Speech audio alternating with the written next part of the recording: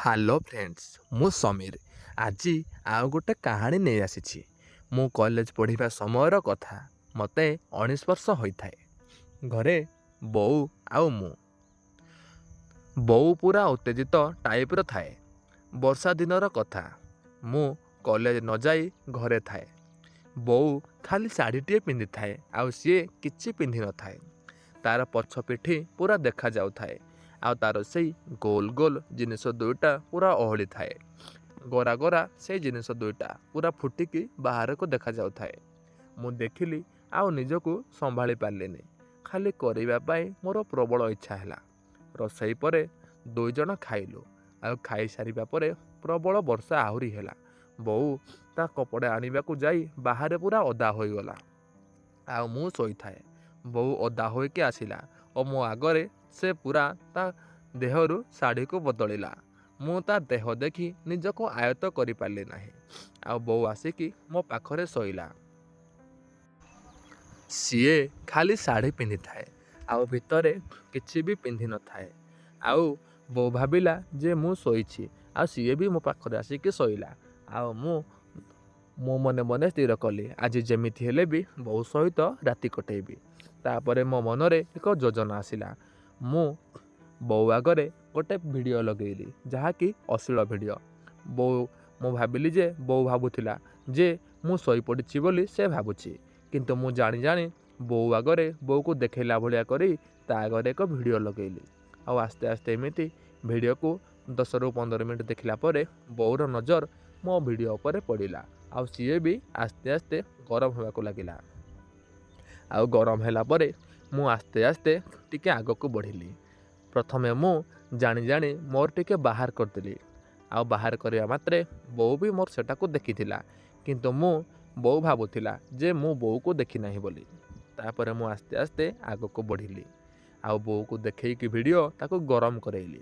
ଆଉ ସିଏ ଟିକେ ଟିକେ ଗରମ ହେଲା ପରେ ମୁଁ ତା'ର କପଡ଼ାକୁ ଧୀରେ ଧୀରେ କାଢ଼ିକି ତାକୁ ପୁରା କପଡ଼ାହୀନ କରିଦେଲି।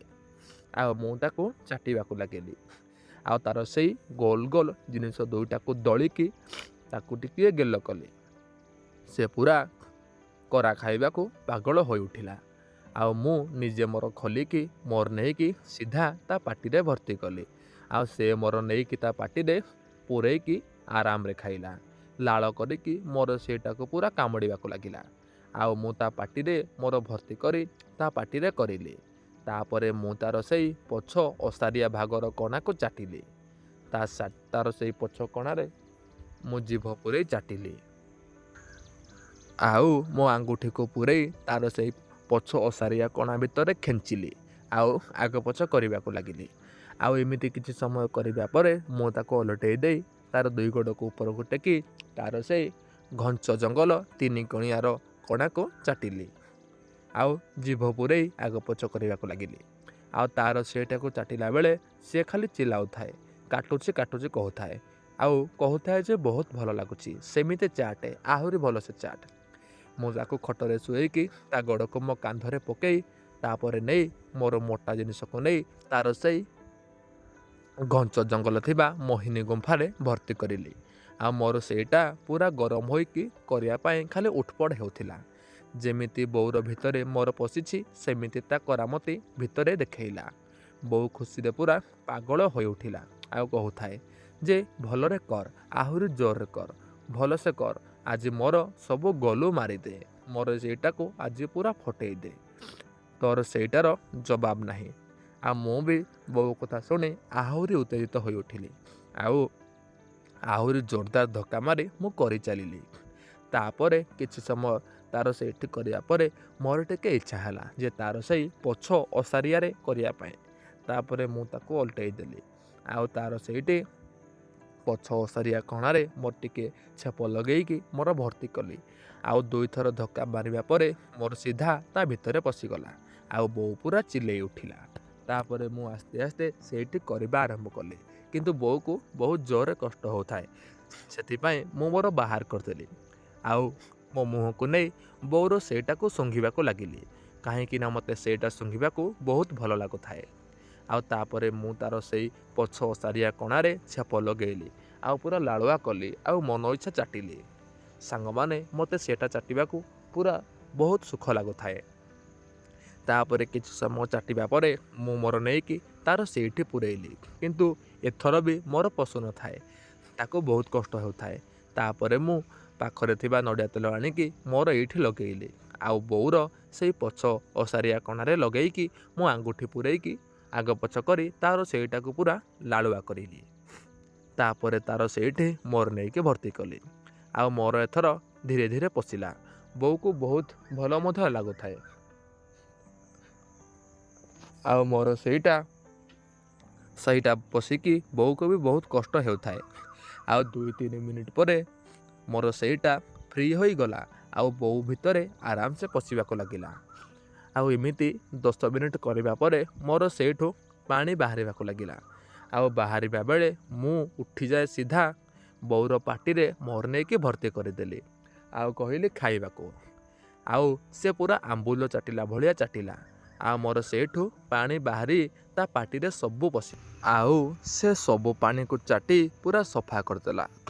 ତାପରେ ସେ ମୋର ନେଇକି ସଫା କଲା, ମାନେ ଟିକେ ପୋଛି ପକେଇଲା। ଆଉ ବାହାରି ସାରିଲା ପରେ ସେ ମୋର ଏଇଟା ପୁରା ଶୋଇପଡ଼ିଲା। ତାପରେ ଆମେ ଦୁହେଁ କୁଣ୍ଡାକୁଣ୍ଡି ହୋଇ ଶୋଇ ରହିଲୁ, ଆଉ ତାର ସେଇ ପଛ ଅସାରିଆ ଜାଗାରେ ମୁଁ ମୋର ନେଇକି ଲଗେଇକି ଶୋଇଲି, ଆଉ 2 ଜଣ ଶୋଇବାକୁ ଲାଗିଲୁ। ସମୟ ପାଖାପାଖି ଦିନ 3ଟା ହୋଇଥାଏ। ବାହାରେ ବର୍ଷା ବି ଛାଡ଼ି ଯାଇଥାଏ। ଆମେ ଦୁହେଁ ହାଲିଆ ହୋଇକି ଶୋଇପଡ଼ିଲୁ, ଆଉ ଉଠିଲୁ 5ଟାରେ। ଆଉ ତାପରେ ବୋଉ ଘର କାମ କରିବାକୁ ଲାଗିଲା। ରାତିରେ ପୁଣି ଆମେ 2 ଜଣ ମନ ଇଚ୍ଛା କରିବାକୁ ଯୋଜନା କଲୁ। ଆଉ ବୋଉ ରାତିରେ ଗୋଟେ ଲୁଙ୍ଗି ଆଉ ସର୍ଟ ପିନ୍ଧିକି ଘର ଭିତରକୁ ଆସିଲା, ପୁରା ଉତ୍ତେଜିତ ପରି ଲାଗୁଥାଏ। ମୁଁ ତାକୁ କୁଣ୍ଢେଇ ତାକୁ ପୁରା କପଡ଼ାହୀନ କରିଦେଲି, ଆଉ ତାକୁ ଗେଲ କରିବାକୁ ଲାଗିଲି। ତାପରେ ତାକୁ ମୁଁ କୁକୁର ଭଳିଆ କରି ତାର ସେଇ ପଛ ଅସାରିଆ ଜିନିଷକୁ ମୁଁ ଜିଭ ଲଗେଇକି ଚାଟିଲି, ଆଉ ତା ଭିତର ଜିଭ ପୁରେଇବାକୁ ମୋତେ ଭାରି ଭଲ ଲାଗିଲା। ତାପରେ ମୁଁ ତାକୁ କୁକୁର ଭଳିଆ କରିଲି, ଆଉ ପ୍ରାୟ ଅଧା ଘଣ୍ଟା ମୁଁ ତାର ସେଇ ପଛ ଅସାରିଆ ଭାଗରେ କରିଲି। ତାପରେ ମୁଁ ନେଇ ତା ପାଟିରେ ମୋର ଭର୍ତ୍ତି କରି ମୋର ସବୁ ପାଣିକୁ ତା ପାଟି ଭିତରେ ଭର୍ତ୍ତି କରିଦେଲି, ଆଉ ସିଏ ସବୁ ପାଣିକୁ ଚାଟି ଚାଟି ପୁରା ସଫା କରିଦେଲା। ଆଉ ପ୍ରାୟ ମୁଁ ରାତି 2ଟା ପାଖାପାଖି ପର୍ଯ୍ୟନ୍ତ ତାକୁ ମନ ଇଚ୍ଛା କରିଲି। ତାପରେ ତା ପାଟିରେ ମୋର ଭର୍ତ୍ତି କରି ମୁଁ ଶୋଇପଡ଼ିଲି। ଆଉ ମୁଁ ଶୋଇସାରିବା ପରେ ସେ ସେମିତି ସକାଳ ଯାକେ ମୋର ନେଇକି ତା ପାଟିରେ ପୂରେଇକି ଶୋଇଥାଏ, ତ କେତେବେଳେ ତାର ପଛ ଭାଗରେ ମୁଁ ପୂରେଇ ଦେଉଥାଏ। ଏମିତିରେ ରାତି ପାହିଗଲା। ଆମେ ଦୁହେଁ ସେମିତି ଶୋଇଥିଲୁ। ଆପଣମାନେ ବି କରିବାରେ ସଫଳ ହୁଅନ୍ତୁ। ଇଏ କାହାଣୀ ଶୁଣିବା ପରେ କେମିତି ଲାଗିଲା ଆପଣମାନେ କହିବେ। ଏହାର 2ୟ ଭାଗ ବି ମୁଁ ଜଲ୍ଦି ଆଣିବି। ସେ କାହାଣୀରେ ଗୋଆର ଘଟଣା ସ୍ଥାନ ପାଇଁ ସେ କାହାଣୀ ଗୋଟେ ବହୁତ ଟୁଇଷ୍ଟ ଅଛି। ସାଙ୍ଗମାନେ ଆଗକୁ ଦେଖାହେବା। ତ ଆଜିର କାହାଣୀ ଏଇଠି ଶେଷ ହେଉଛି। କାହାଣୀଟି ସମ୍ପୂର୍ଣ୍ଣ ଭାବରେ କାଳ୍ପନିକ ଅଟେ। ଦୟାକରି ଆପଣମାନେ ଜମାରୁ ଦେହକୁ ନେବେ ନାହିଁ, କେବଳ ମନୋରଞ୍ଜନ ପାଇଁ ଦେଖନ୍ତୁ। ଆଜି ପାଇଁ ଏତିକି, ରହୁଛି। ଦେଖାହେବା ଆଉ ଏକ ନୂଆ ଭିଡ଼ିଓର ଏକ ନୂଆ କାହାଣୀରେ। ଧନ୍ୟବାଦ।